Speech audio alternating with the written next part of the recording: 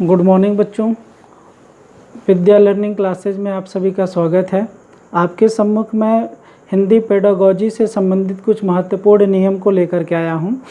बच्चों, क्योंकि पेडागोजी का रोल हर विषय में है, तो आज हम हिंदी पेडागोजी से संबंधित कुछ नियम बताएंगे।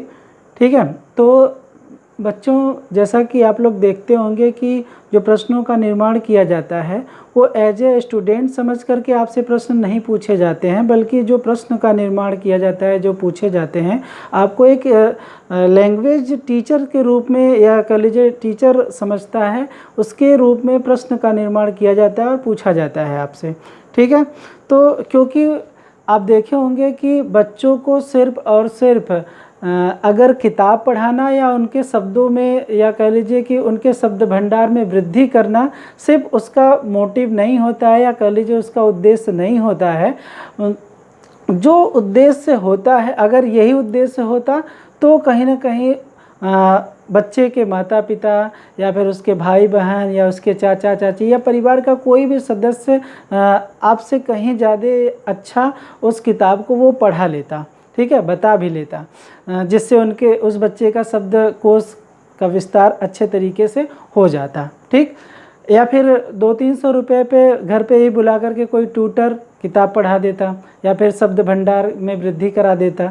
लेकिन आप में और ट्यूटर में यही अंतर होता है, या एक टीचर में ट्यूटर में वही अंतर होता है कि जो ट्यूटर होता है वो सिर्फ किताब पढ़ा करके या कुछ शब्दों का ज्ञान करा देता है, लेकिन आप कम्युनिकेशन स्किल को डेवलपमेंट कराते हैं, जिससे बच्चा कहीं ना कहीं अपने स्तर में सुधार करता है, या फिर कह लीजिए कि वो अपने सीखने की तत्परता में वृद्धि करता है, जिससे उसके भाषाई विकास या कह लीजिए कि भाषा में अधिगम करता है और उसके कौशल डेवलपमेंट होते हैं। लैंग्वेज के कह लीजिए कि लैंग्वेज जो स्किल्स होता है उसका डेवलपमेंट होता है, या आवृत्ति क्षमता का विकास होता है, जिसमें बच्चे को सुनना, बोलना, या फिर कह लीजिए कि पढ़ना लिखना या चिंतन क्षमता उसकी डेवलपमेंट होती है, जिससे ओवरऑल हम ऑल डेवलपमेंट बोलते हैं, या फिर कह लीजिए कि बालक के ओवरऑल व्यक्तित्व का विकास करते हैं। तो उस व्यक्तित्व के विकास में कुछ नियम होते हैं जिसकी सहायता से हम कहीं ना कहीं बच्चों का ओवरऑल डेवलपमेंट की बात करते हैं, जिसमें पहला होता है हमारा भाषा अधिगम। ठीक है, भाषा अधिगम के द्वारा, ये भाषा अधिगम को हम लोग लैंग्वेज लर्निंग भी बोलते हैं। भाषा अधिगम जो होता है वो हम बच्चों को लर्न करा करके भाषा का विकास कराते हैं। ठीक है, तो यहाँ पे भाषा का विकास होता है, क्योंकि जो भी चीज़ें होती हैं यहाँ पे, जो भी चीज़ें बच्चों को बताई जाती हैं वो एक निश्चित वातावरण में बच्चों को सिखाया जाता है।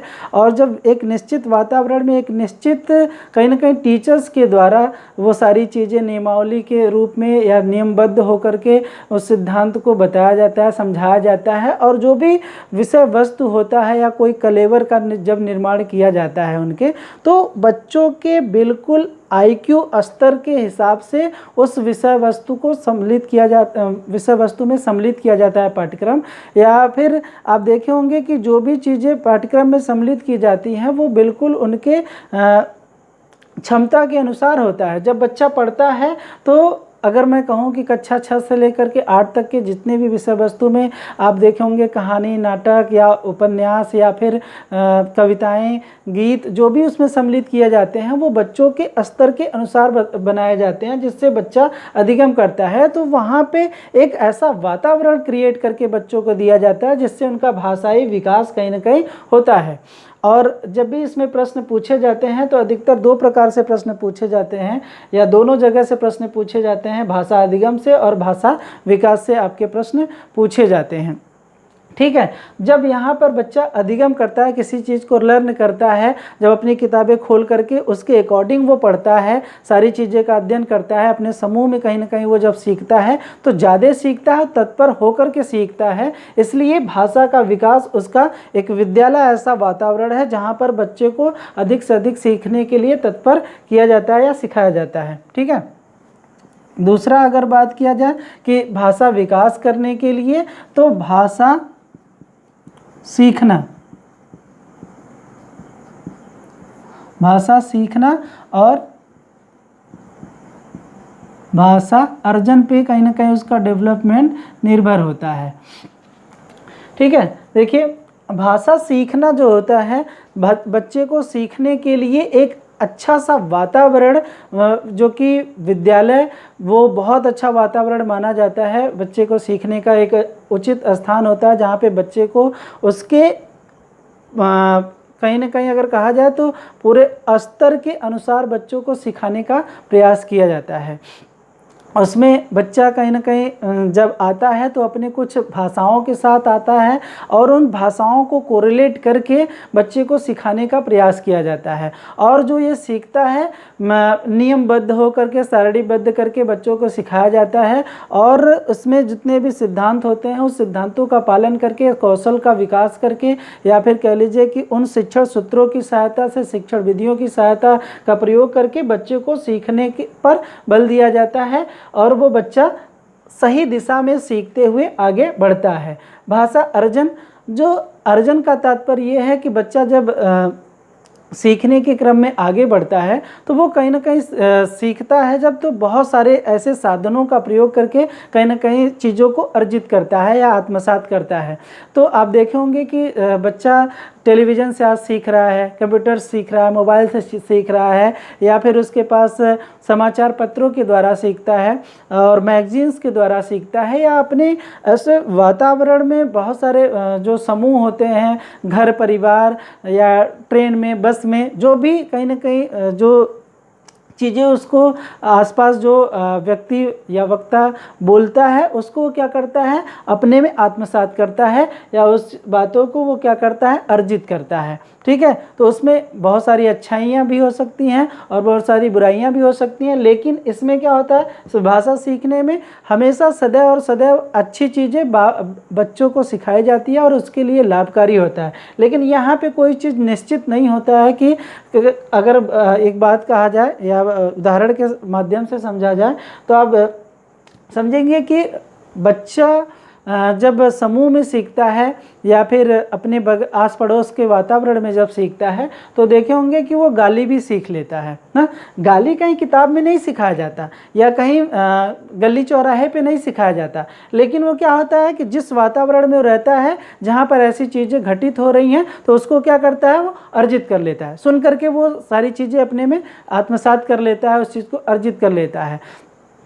तो ये क्या ये जो अर्जन, भाषा अर्जन की बात होती है, ये किसी भी स्थान से, किसी भी समूह से या फिर कह लीजिए किसी भी वातावरण से कहीं ना कहीं जो भाषा अर्जित करता है बच्चा, इसी को हम क्या कहते हैं, भाषा अर्जन कहते हैं। ठीक है, अब भाषा अर्जन और भाषा सीखना, जब कहीं ना कहीं दोनों चीज़ें सुचारू ढंग से आगे बढ़ती हैं या सुचारू रूप से चलती हैं, इसी को हम क्या कहते हैं, भाषा विकास। क्योंकि जब बच्चा चाहे नियमबद्ध होकर सीखे या फिर एक उचित स्थान से, अगर जिसका हम विद्यालय का जिक्र कर रहे हैं, तो विद्यालय से सीखे या अपने वातावरण से या किसी समुदाय से या फिर अपने समाज से, जहाँ से भी सीख रहा है, ये दोनों जो सीखने की प्रक्रिया होती है या सीख करके आगे बढ़ता है, उसी से कहीं ना कहीं बच्चे का हम लैंग्वेज डेवलपमेंट की बात करते हैं।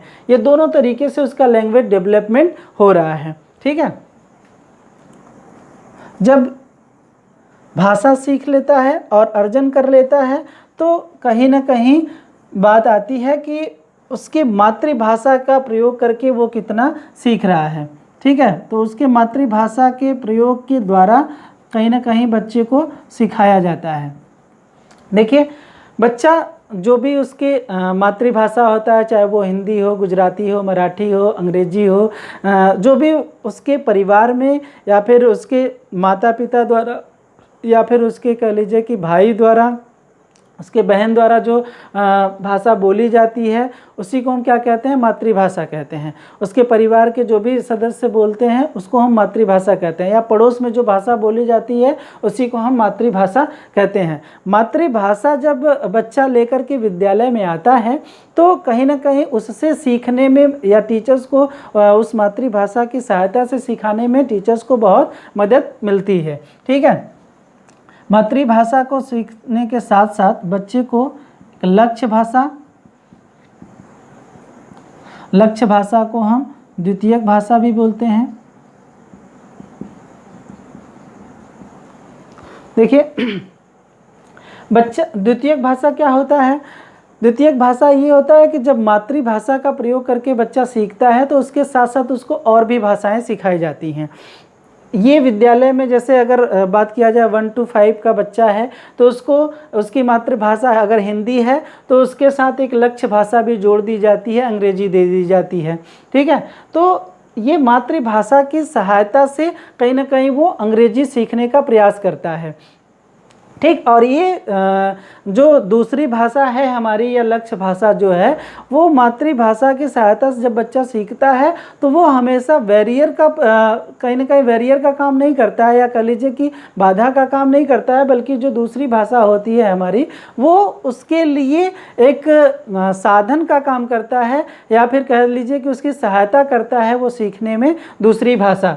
अगर मैं जैसे अगर एक उदाहरण के माध्यम से अगर मैं बताऊं कि अगर हिंदी में हम लोग स्वागतम बोलते हैं या स्वागत बोलते हैं, स्वागत जो होता है सु धन आगत से मिलकर के बना होता है। सु मतलब अच्छा होता है, आगत मतलब आने वाला, जो अच्छा व्यक्ति आने वाला होता है उसी को हम क्या बोलते हैं, स्वागत बोलते हैं। वहीं अगर दूसरी अगर हम द्वितीयक भाषा में बात करें तो अंग्रेजी हो गई, मान लीजिए आपकी द्वितीयक भाषा या लक्ष्य भाषा, तो अंग्रेजी में हम वेलकम बोलते हैं। वेल और कम दो शब्दों से मिलकर बना होता है। वेल का अर्थ क्या होता है और कम का अर्थ क्या होता है? कहीं ना कहीं आप देखेंगे कि हमारी मातृ जो भाषा है और जो द्वितीयक भाषा है दोनों का अर्थ आप एक ही निकालते हैं या एक ही निकल के आता है। तो जब भी हमारी मातृभाषा होता है वो द्वितीय भाषा को सीखने में सहायता प्रदान करता है, या द्वितीयक भाषा कहीं ना कहीं हमारे मातृभाषा को सीखने में बहुत हद तक सहायक सिद्ध होती है, और ये कभी भी बैरियर खड़ा नहीं करती है, ध्यान दीजिएगा आप लोग।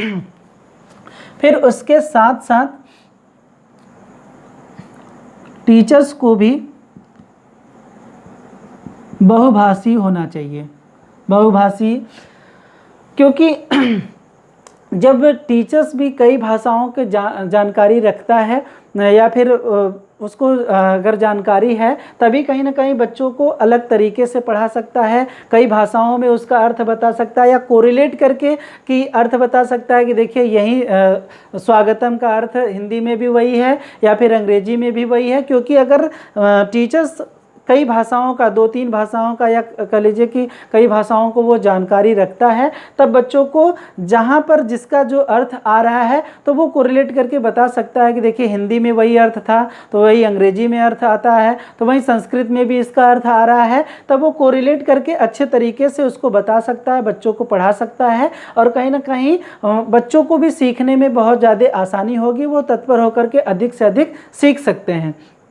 और एक चीज़ और अगर मैं बात करूं कि जो भी चीज़ें हम बच्चों का मूल्यांकन करते समय या आकलन करते समय बनाते हैं तो सदैव उसके मातृभाषा का प्रयोग करके ही बनाना चाहिए। जैसे हम कोई उसका मूल्यांकन करने के लिए पेपर बना रहे हैं तो उसके मातृभाषा में ही बनाते हैं तो वो ज़्यादा से ज़्यादा उसका उत्तर दे सकते हैं। या फिर कह लीजिए कि उसका जो पाठ्यक्रम निर्माण होता है या विषय वस्तु जो सिलेबस बनता है या फिर उसके जो कलेवर में आप देखे होंगे कि जो नाटक बनता है, उपन्यास बनता है, या जो चीज़ें हेडिंग के रूप में लिखी जाती हैं उसके पाठ्यांश को, तो कहीं ना कहीं उसकी मातृभाषा के रूप में अगर लिखी जाती हैं तो बच्चा अधिक से अधिक सीखने का प्रयास करता है, क्योंकि वो अपनी मातृभाषा को अच्छी तरीके से समझता है, आत्मसात करता है, और वो उसकी सहायता से दूसरी भाषा या द्वितीयक भाषा में वो सीखता है। ठीक, तो कहीं ना कहीं टीचर को भी बहुभाषी होना चाहिए। अगर टीचर बहुभाषी होता है या मातृभाषा को समझ करके बच्चों को दूसरी भाषा सिखाता है,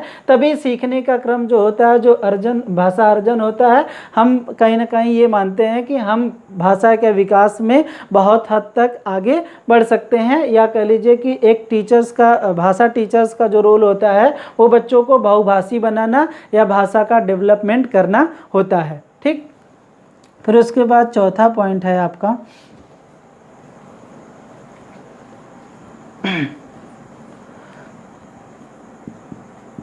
भाषा कौशल। ठीक, देखिए लैंग्वेज स्किल्स बच्चे को अगर मैं एक उदाहरण के माध्यम से अगर बताऊं, ये भाषा कौशल बच्चा कहीं भी पैदा हो, चाहे अमेरिका में पैदा हुआ हो, चाहे ब्रिटेन में पैदा हुआ हो, चाहे जापान में पैदा हुआ हो, चाहे हिंदुस्तान में पैदा हुआ हो, चाहे हिंदुस्तान के बनारस में ही क्यों ना पैदा हुआ हो, सीखने का हर जगह जो बच्चों को सीखने का क्रम होता है वो एक ही तरीका। जिस प्रकार से भारत का बच्चा सीखेगा उसी प्रकार से कहीं ना कहीं अमेरिका का बच्चा भी सीखता है। क्योंकि सबसे पहले जो बच्चा होता है, जो कौशल होता है भाषा कौशल, वो बच्चे को पहले किसी बातों को, तथ्यों को पहले सुनता है। ठीक, सुनने के पश्चात वो क्या करता है, उसको बोलता है, बोलने का प्रयास करता है, बोलने के बाद उसको पढ़ता है, पढ़ने के बाद कहीं ना कहीं आप देखे होंगे कि बच्चा उस चीज़ को लिखने का प्रयास करता है। तो हर जगह कहीं ना कहीं आप देखे होंगे कि इस 4 सीढ़ियों में कहीं ना कहीं ये सीखने का जो भाषा कौशल होता है उसको सीखा जाता है। पहले सुनेगा बच्चा, तो पहले सुनना होता है, फिर उसके बाद बोलना, बच्चा बोलेगा, फिर उसके बाद पढ़ना, फिर उसके बाद लिखना। ठीक, सबसे पहले कोई भी व्यक्ति है जब चीज़ों को उसके सामने, बच्चे के सामने बोल रहा है या फिर चीज़ प्रस्तुत कर रहा है, तो छोटे बच्चे जो होते हैं वो पहले बहुत ध्यान से उस बातों को सुनते हैं। सुनने के बाद कहीं ना कहीं वो अपने मन मस्तिष्क में उस चीज़ को धारण करते हैं। तो ये जो अवस्था होती है सुनने की, वो 2 साल के जो बच्चे होते हैं किसी बातों को पहले ध्यानपूर्वक सुनते हैं। सुनने के बाद 3 साल का बच्चा जब होता है तो कहीं ना कहीं बोलना प्रारंभ कर देता है, और 5 साल में बच्चा कहीं ना कहीं पढ़ना स्टार्ट कर देता है, और 6 साल का बच्चा लिखना प्रारंभ कर देता है।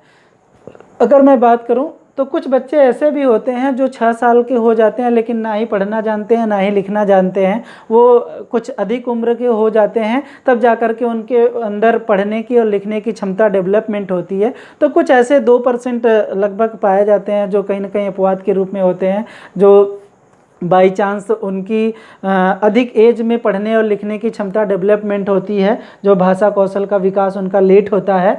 बाकी 98% जो बच्चे होते हैं उनका यही क्रम सीखने का या भाषा कौशल का सीखने का क्रम होता है। पहले बच्चा ध्यानपूर्वक उस चीज़ों को सुनता है। जो एज होता है वो 2 साल के बच्चे जो होते हैं वो पहले चीज़ों को सुनते हैं, फिर उसके बाद सुनने के बाद वो क्या करते हैं, बोलते हैं। बोलने के बाद जो क्रम आता है बच्चा उसको धीरे धीरे पढ़ना प्रारंभ करता है, और जो पढ़ लेता है तो फिर उसके बाद शब्दों को जोड़ जोड़ करके लिखना भी प्रारंभ कर देता है। ठीक, तो ये जो आप देखे होंगे कि ये जो 4 पॉइंट है या फिर जो कौशल हैं भाषा के सीखने के, वो आप देखेंगे कि एक दूसरे से अंतः संबंधित होते हैं या क्रमवार ये चलते रहते हैं। अंतर संबंधित इसलिए होते हैं कि पहले बच्चा सुनेगा तभी बोल पाएगा, और बोलेगा तभी पढ़ पाएगा ना, तो पढ़ेगा तभी लिख पाएगा। तो कहीं ना कहीं आप देखिए कि सभी क्या है, एक दूसरे से अंतर संबंधित होते हैं।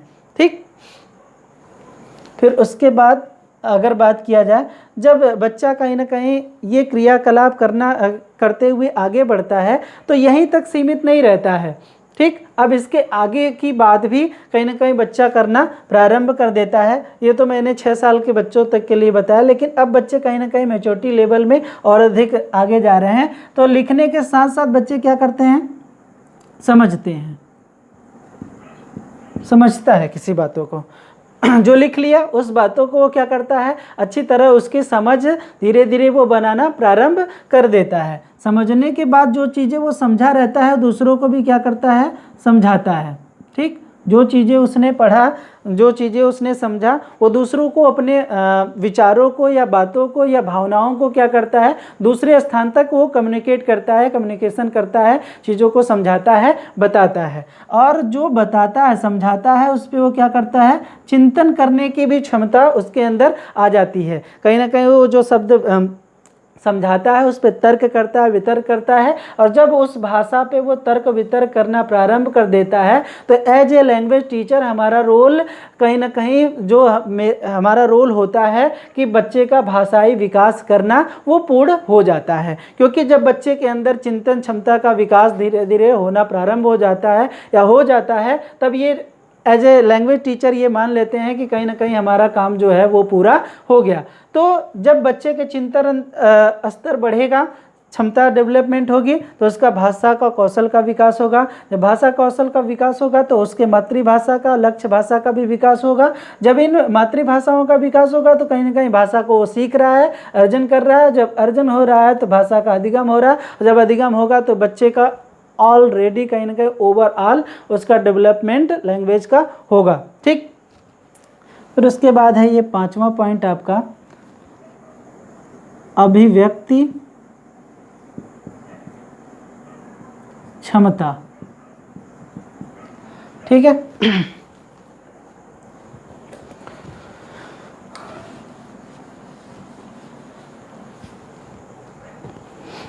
देखिए अभिव्यक्ति क्षमता को हम लोग भाषा प्रयोग भी कहते हैं। भाषा प्रयोग, इसको हम भाषा दक्षता भी कहते हैं, इसको हम भाषा क्षमता भी कहते हैं। ठीक है, देखिए अगर मैं इसको एक शब्द में कहूँ तो अभिव्यक्ति क्षमता को कम्युनिकेशन स्किल्स बोलते हैं। ठीक है, तो जब बच्चे के अंदर कम्युनिकेशन स्किल्स आ जाता है, जैसे अपनी बातों को वो क्या करेगा, पहले वो मौखिक रूप से बोलना सीख जाएगा, सीखी हुई बातों को लिखना सीख जाएगा, और लिखी हुई बातों को या फिर जो भाषाई उसका विकास है, अगर दोनों रूपों में वो व्यक्त नहीं कर पाता है तो कहीं ना कहीं अपने संवेगों के माध्यम से या संकेतों के माध्यम से या किसी सांकेतिक भाषा के रूप में कहीं ना कहीं अगर बता रहा है, प्रस्तुत कर रहा है, तो हम ये मानते हैं कि एज ए टीचर कि बच्चे के अंदर कहीं ना कहीं जो कम्युनिकेशन स्किल्स है वो डेवलपमेंट हो गया है, क्योंकि वो तीनों रूपों में अपने बातों को स्पष्ट कर रहा है या बता ले रहा है। तब उसका भाषा का प्रयोग करना वो सीख गया है या भाषा के क्षमता उसकी डेवलपमेंट हो गई है। तो एज ए टीचर हमें ये लगता है कि जो हम बच्चों को सिखा रहे हैं, जो बता रहे हैं, उसमें वो निपुण धीरे धीरे होना प्रारंभ कर गया है। तो बच्चा कहीं ना कहीं अपने जब बातों को एक स्थान से दूसरे स्थान तक पहुंचाने लगता है या फिर अपनी जो समस्याएं हो समस्याओं को अवगत कराने लगता है या बता सकता है या लिखित रूप में कहीं ना कहीं दे सकता है, दिखा सकता है, तो हम ये मानते हैं कि उसके अंदर कम्युनिकेशन क्षमता का डेवलपमेंट हो रहा है। ठीक, तो ये जो अभिव्यक्ति क्षमता होती है वो भी 3 प्रकार की होती है। ये पहला होता है हमारा मौखिक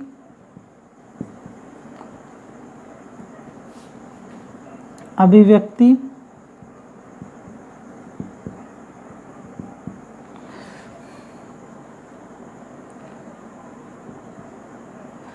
दूसरा होता है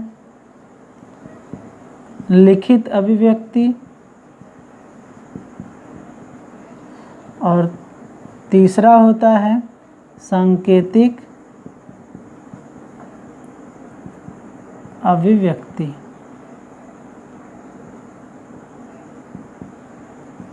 ठीक है, देखिए ये अभिव्यक्ति क्षमता जो होता है वो 3 प्रकार का होता है। एक मौखिक अभिव्यक्ति, लिखित अभिव्यक्ति और सांकेतिक अभिव्यक्ति।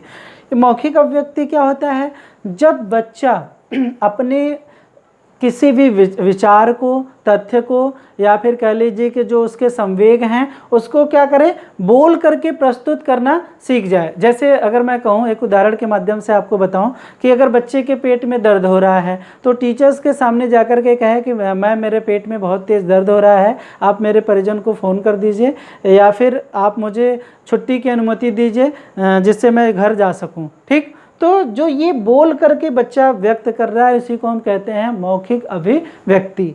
दूसरा है लिखित अभिव्यक्ति। अगर बच्चा उसकी पेट दर्द की समस्या है, उसने क्या किया कि लिखा कि प्रिंसिपल महोदय आपसे सविनय निवेदन है कि मेरे पेट में दर्द है इसलिए मुझे हाफ छुट्टी चाहिए।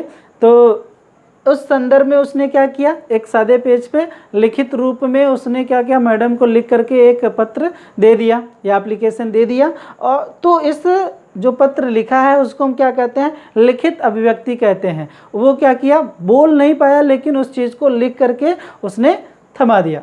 ठीक। और तीसरा है सांकेतिक अभिव्यक्ति।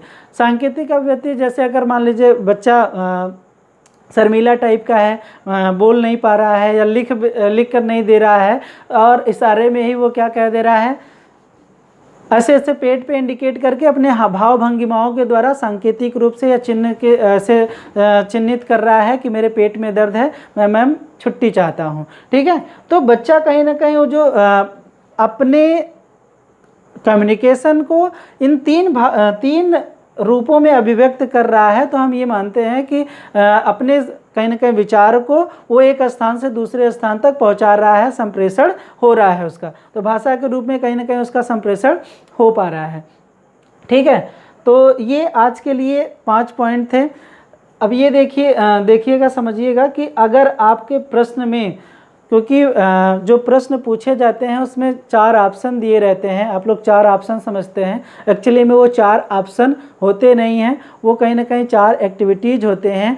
अगर मैं कहूँ कि वो एक्टिविटीज़ अब देखिए कि कहीं ना कहीं इस रूप में होता है कि अगर पॉजिटिव सेंस का प्रश्न है ना, तो उसमें पहले तो एक होता है कि वो कम उपयोगी होता है, एक होता है कि अधिक उपयोगी होता है, एक होता है कि उससे भी या सबसे अधिक जो बच्चे के लिए उपयोगी है, जो हम क्रियाकलाप करा रहे हैं बच्चे के लिए, या फिर जो कार्य हम करा रहे हैं, या फिर कह लीजिए स्किल डेवलपमेंट बच्चों का करा रहे हैं, जिसमें बच्चे का सबसे अधिक डेवलपमेंट होता है, जिस क्रिया करने से बच्चे का सबसे ज़्यादा लाभ हो रहा है, वो हमारा सबसे बेस्ट ऑप्शन होता है, या कह लीजिए कि बेस्ट एक्टिविटीज़ मानी जाती है। वो एक ऑप्शन नहीं होता है बल्कि 4 प्रकार की एक्टिविटीज़ होती है, और उसमें आपको ये छांटना रहता है कि किस एक्टिविटीज़ कराने से बच्चे का भाषाई विकास हो सकता है या भाषा का अधिगम हो सकता है, तो उसी का चुनाव हम सबसे पहले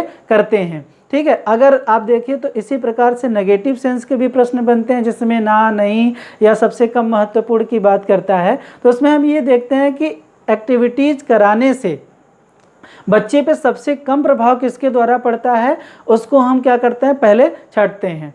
तो जो नेगेटिव सेंस का अगर प्रश्न है तो जो सबसे कम महत्वपूर्ण होगा उसी को हम क्या करते हैं, छांट लेते हैं। तो जो आपके एक प्रश्न में जो 4 ऑप्शन दिए रहते हैं, वो ऑप्शन ना समझ करके आप 4 एक्टिविटीज़ समझिएगा, जिसमें अगर पॉजिटिव सेंस का प्रश्न है तो जो बेस्ट आपका एक्टिविटीज़ होगा वही आपका सदैव आंसर माना जाएगा। तो कहीं ना कहीं ये जो आपके शिक्षण शास्त्र मैंने बताया, ये 5 प्रकार के, तो आप देखेंगे कि प्रश्न में ये शब्द आपको जरूर मिलेंगे, चाहे भाषा अधिगम लिखा रहेगा, जिसमें भाषा विकास लिखा रहेगा कि इस एक्टिविटीज़ कराने से बच्चे का विकास हो सकता है, भाषाई विकास हो सकता है। ठीक है। या भाषा का अधिगम होगा। तो कहीं ना कहीं आप इन शब्दों का प्रयोग किया जाएगा। तो आगे मैं जब भी आप लोगों को प्रैक्टिस कराऊंगा तो उसमें बताऊंगा कि या ऑप्शन को मैं आप लोगों के सम्मुख रखूंगा कि कौन सी एक्टिविटीज़ कराने से सबसे ज़्यादा बच्चे को लाभ हो रहा है। ठीक है। आज के लिए इतना ही। धन्यवाद।